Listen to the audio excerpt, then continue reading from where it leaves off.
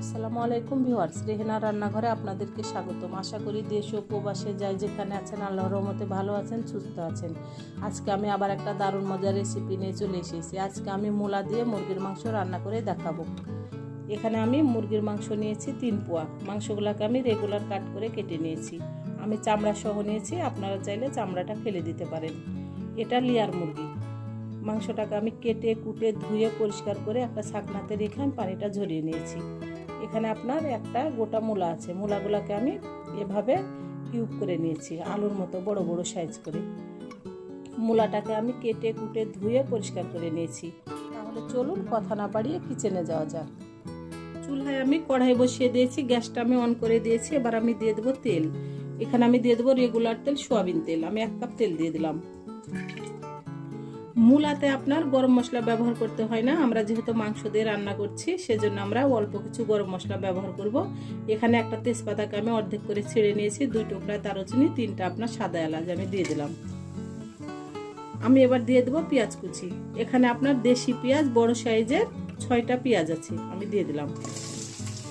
আমি এবার পেঁয়াজটাকে হালকা ব্রাউন করে ভেজে নেব। পেঁয়াজটা আমার হালকা সোনালি হয়ে গেছে। এবার আমি দিয়ে দেব আদা বাটা 1 চামচ, রসুন বাটা 1 চামচ। আদা রসুনটাকে এবার আমি 20 থেকে 25 সেকেন্ড ভেজে নেব, তাহলে আদা রসুনের যে একটা কাঁচা গন্ধ আছে সেটা চলে যাবে। আদা রসুনটাকে আমি 20 থেকে 25 সেকেন্ড ভেজে নিয়েছি। এবার আমি দিয়ে দেব গুঁড়া মশলা। এখানে আছে হলুদের গুঁড়া 1/2 চামচ, স্বাদ অনুযায়ী লবণ, ধনিয়ার গুঁড়া 1 চামচ, জিরার গুঁড়া 1 চামচ, মরিচের গুঁড়া 1 চামচ। আমি গুঁড়া মশলাগুলো দিয়ে দিলাম। আমি এবার দিয়ে দেবো অল্প করে পানি, গুঁড়া মশলাগুলো যেন পুড়ে না যায়। আমি এবার মশলাটাকে 2 থেকে 3 মিনিট ভালো করে আমি কষিয়ে নিব। মশলাটা কষানোর উপরই তরকারির স্বাদ আসে। আপনি যতই তেল দেন মশলা দেন, আপনি মশলা কষাবেন না, আপনার তরকারির স্বাদ আসবে না। আপনি অল্প তেল মশলা ব্যবহার করেন, মশলাটাকে আপনি 2 থেকে 3 মিনিট কষিয়ে নেবেন, আপনার তরকারির অসম্ভব স্বাদ আসবে। মশলাটাকে আমি 2 থেকে 3 মিনিট ভালো করে কষিয়ে নিয়েছি। দেখুন মশলা থেকে তেলটা উপরে ছেড়ে দিয়েছে। আমি এবার দিয়ে দেবো মাংস। এটা যেহেতু লেয়ার মুরগি, এটা ব্রয়লার চিকেন না এবং সোনালী মুরগিও না, এটা আপনার গরুর মাংসের মতনই রান্না হবে। এটা অনেকক্ষণ রান্না করতে হয়। আমি এবার ভালো করে নেড়ে চেড়ে দেবো।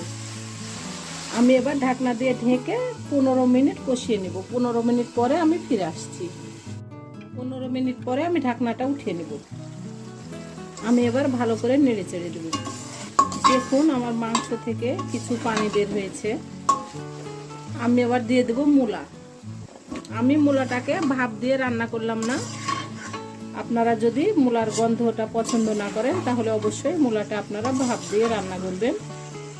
আমি এবার ভালো করে নেড়ে চেড়ে আরও 10 মিনিট আমি কষিয়ে নেব। 10 মিনিট কষিয়ে নিয়ে আমি ফিরে আসছি। 10 মিনিট পরে আমি আবারও ঢাকনাটা উঠিয়ে নিলাম। আমি এবার দিয়ে দেব টমেটো। এখানে আমি মাঝারি সাইজের 2টা আমি টমেটো দিয়ে দিলাম। আমি এবার আবারও ভালো করে নেড়ে চেড়ে দেব। মূলাটা আপনার কিছু সিদ্ধ হওয়ার পরে আপনার টমেটোটা ব্যবহার করতে হবে, নইলে আপনার মূলাটা সিদ্ধ হবে না। আমি আবারও ঢাকনা দিয়ে ঢেকে আমি টমেটোটাকে সিদ্ধ করে নিয়ে ফিরে আসতেছি। আমি 5 মিনিট পরে ঢাকনাটা আবার উঠিয়ে নিলাম। আমার টমেটোগুলা সিদ্ধ হয়ে গেছে। আমি এবার ঢাকনা ছাড়াই আরও 2-3 মিনিট আমি কষিয়ে নেব। আমি 2-3 মিনিট কষিয়ে নিয়েছি। এবার আমি দিয়ে দেবো ঝোলের জন্য পানি। আমি যেহেতু মূলা দিয়ে আপনার লেয়ার মুরগির ঝোল করব, আমি পানির পরিমাণটা একটু বেশি করে দেব। আপনারা যদি ঝোলটা কমিয়ে রাখতে চান তাহলে অবশ্যই পানির পরিমাণটা কম ব্যবহার করবেন, আর যদি ঝোলটা একটু বেশি রাখতে চান তাহলে পানির পরিমাণটা একটু বেশি ব্যবহার করবেন। আমি এবার দিয়ে দেবো 3টা কাঁচামরিচ। এটাতে ঝাল হবে না, এটা একটা ফ্লেভার সুন্দর করবে।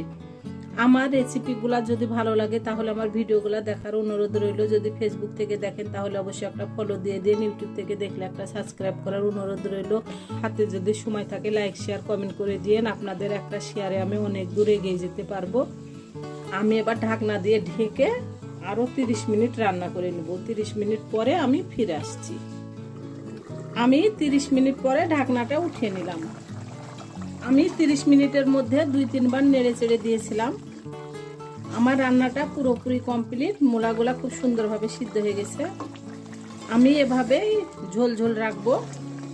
মুরগির মাংস দিয়ে আপনার ঝোল ঝোল করে মূলাটা রান্না করলে খেতে খুব মজা লাগে। আমি এবার গ্যাসটা অফ করে দেব। আমি এবার উঠিয়ে নিয়ে আপনাদেরকে আমি পরিবেশন করে দেখাচ্ছি।